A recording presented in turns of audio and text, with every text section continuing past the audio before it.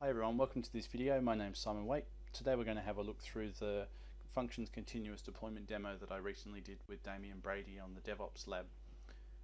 For this video and for this demo, we're using this GitHub repository, which you can go ahead and fork for your own use.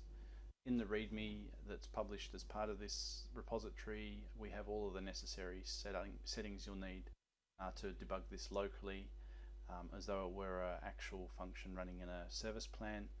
We do have, as part of the instructions up here, which we'll see in a moment when I scroll down, the instructions on how to actually deploy this into a consumption plan as well. In order to debug this solution locally, you will actually need to have Visual Studio 2017 and the functions tooling installed, but needless to say, once you've got that up and running, you can go ahead and check things into your GitHub repository and have the build be triggered inside of Visual Studio Team Services to actually do a release. There are a few things to be aware of, so things like the website content Azure file connection string for consumption plans are important. Not included in the demonstration local settings here because the local settings is for a service plan based function, so majority of the settings will be the same regardless of what it is you're doing. So this is just a standard Visual Studio 2017 solution. Let's go ahead and have a look at this in Visual Studio Team Services.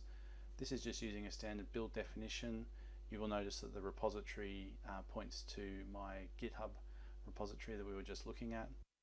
And we actually have a webhook based notification that occurs, so when you do a check-in and commit into the GitHub repository, Visual Studio Team Services will actually be informed by a webhook that has happened, which will cause team build to actually go away and take a clone of the current branch and then run a team build against that particular branch.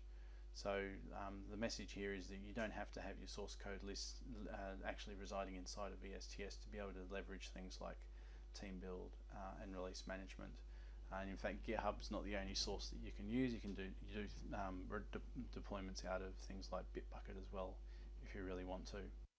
So let's take a look at the build definition and see what that contains.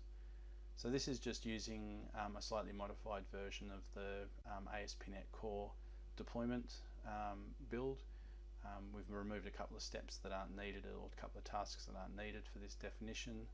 We pull down the NuGet build infrastructure to actually then go away and do a NuGet restore of all our packages, build our Visual Studio solution just using standard Visual Studio build task, and then publish those artifacts that are the result of the build out into the team build drops folder so that we can then feed that to our release management definition. Let's have a look at the MS build arguments. If you've been doing any MS deploy / web deploy deployments in the past, these will seem familiar to you. And that's the story here, is that basically the deployment package that's used to deploy the binaries up into the app service plan that you're using or to the consumption plan is actually a web deploy package. So nothing spectacular or magical about this. And you'll notice, that we've got web publish method packaging to a single file that we're then building to a local location as well. Let's have a look at the output.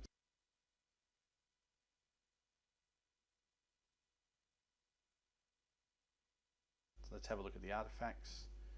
Let's open up the Explore box, drop, and then we can see that there's our web app.zip at the bottom. So that's actually going to contain the binaries for our function app that are going to be deployed, and then we've got all the other standard web deploy files that are typically used to deploy a website using web deploy. Right, let's have a look at the release. This release has got two target environments, one called service plan and one called consumption plan. Here's our artifact from the CI build that we were just looking at. You'll notice that also that when we do a CI build, we can trigger a continuous deployment. Even if we do a continuous deployment trigger, we can still stop the release being deployed into target environments by putting in something like a required approval that means someone has to manually intervene to actually allow the deployment to occur, or we can do things like if not approved by a certain time, go ahead and deploy anyway, which can be quite useful if you just want someone to have the comfort that they can stop the deployment if they really aren't happy with things. Our first environment here, our service plan, will deploy into a standard app service plan, so it's always on and ready to serve traffic. The bottom environment is a consumption plan, which basically only spins up when the functions are triggered either through a HTTP call or a new message on a queue, or whatever it is that is causing the function to fire up. Let's go ahead and look at the individual tasks that are associated with each of these environments, which is where the magic actually occurs for us to do the releases for each of these environments.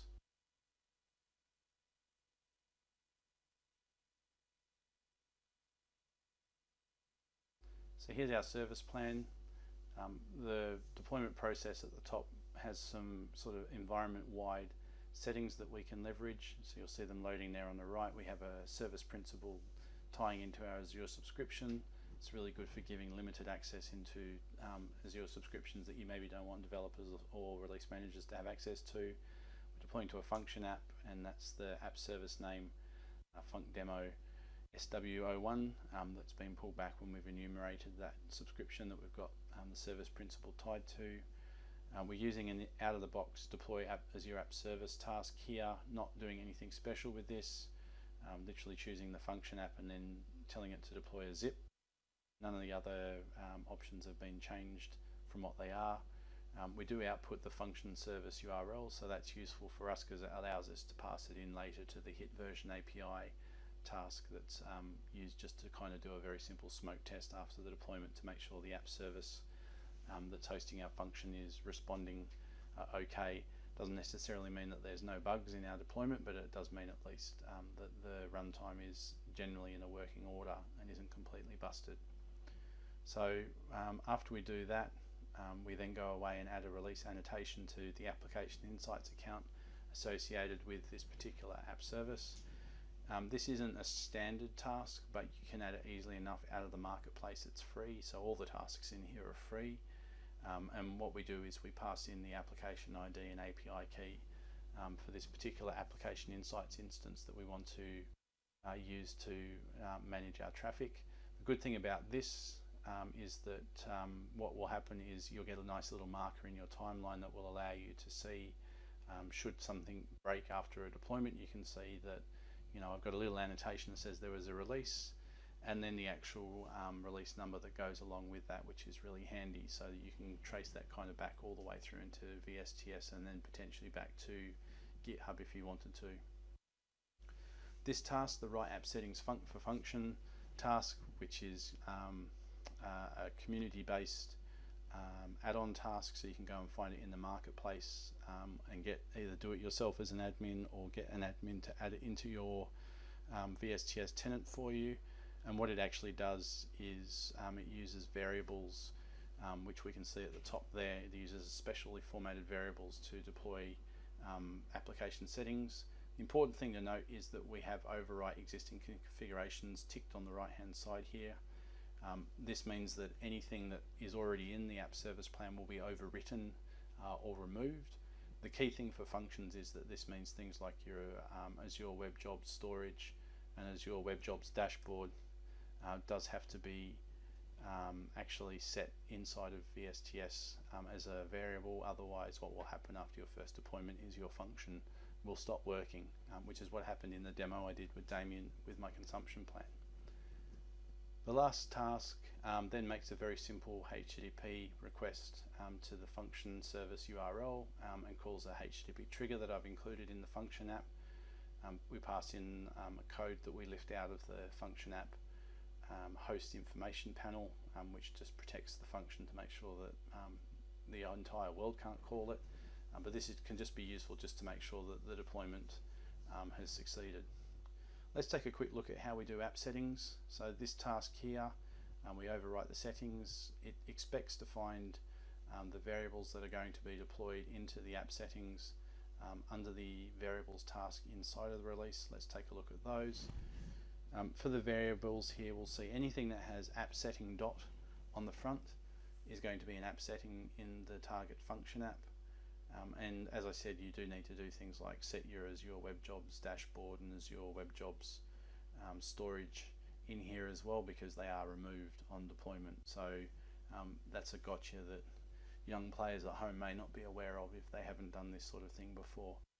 You will notice very quickly if you don't set them, because basically your function will behave weirdly. Things like function app names won't show in the portal, and eventually when you go to do the follow-on deployment, the deployment will probably fail because things like the Azure Web Job storage key are critical to the operation of the function apps. The additional item to note here is the scopes. So the scopes represent the environments. You can see that we have doubled up in some instances. So things like the Azure Web Job SendGrid key, API key, could probably be a release level definition, which means it's shared across all environments. Let's go and have a look and see what this looks like inside of the portal. So let's open up our function app. This is the service plan based function app.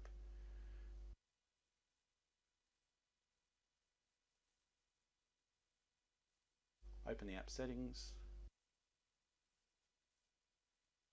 And then we can see some of our deployed settings here under application settings. So some of these should look familiar.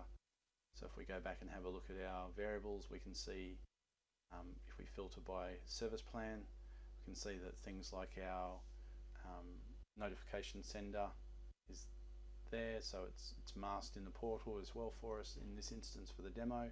Cosmos connection is there, it's also masked, so you can't see it in this instance. And so it is important that you do have those all defined in here, which is really handy. Additionally, I can then also protect them inside of VSTS, and once I save this release definition, that's a one-way save, so I can't then uncheck that lock and get the values back again. I basically have a one-time push into the back-end storage, which I can also use Key Vault for as well if I want. So there we have it. That was our quick overview of how to do functions deployment into Azure using VSTS. I hope you enjoyed it, and I will speak to you again soon. Thanks a lot.